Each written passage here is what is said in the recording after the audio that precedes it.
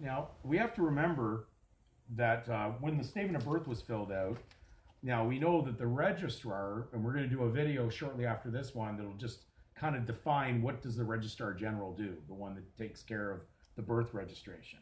Remember, birth registration is only the surname because it can occur without the given name on there. Therefore, how could you have a birth registration and then say later, oh, if you want to add the given name to the birth registration already happens based on only the part that belongs to the state.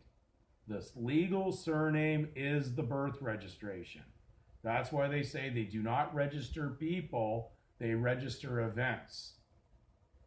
You have to remember that. They're not registering, they're not taking the two together. They're not, even despite the fact of the parent putting the given name on that record. We're going to get to how to deal with that after. But this is an involuntary trust.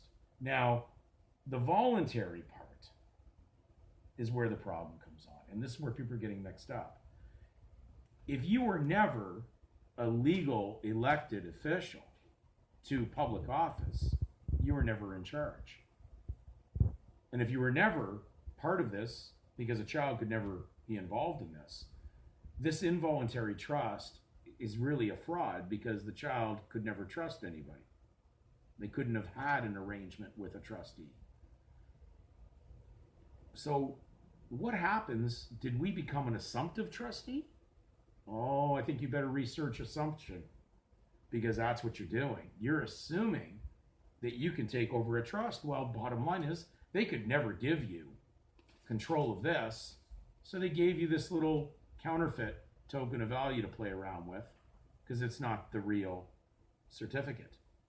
They have another certificate hidden away that they hold.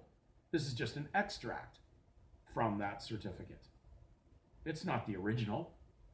Oh, it's an original extract from it, but it's not the actual document. The certificate of ownership, the certificate of title.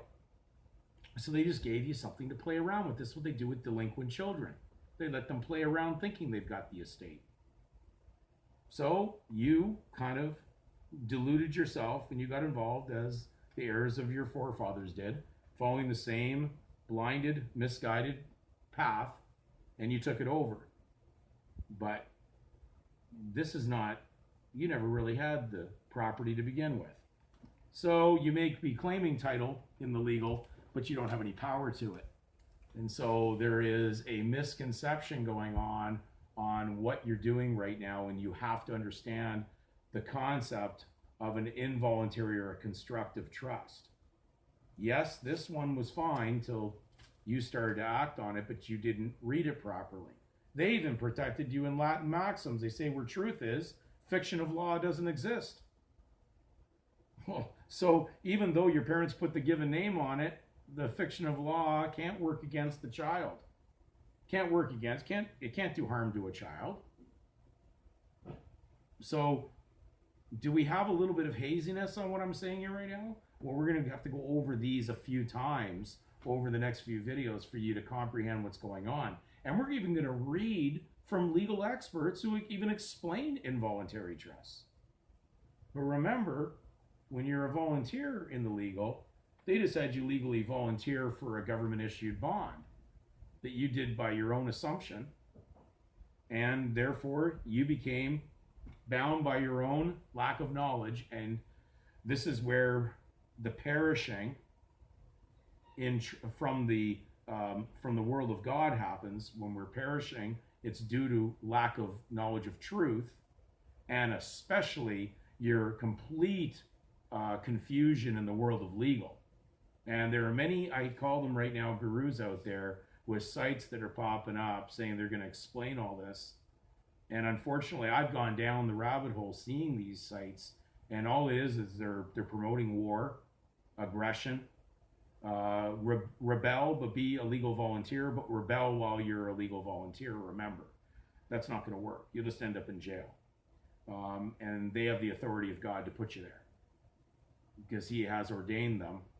But we're going to be dealing with Romans 13, which is probably the most misunderstood scripture, mainly because of the supposed theologians and pastors or priests of the church, of these kirks, that are not reading the words in the scripture or researching the origin of the meanings of these words.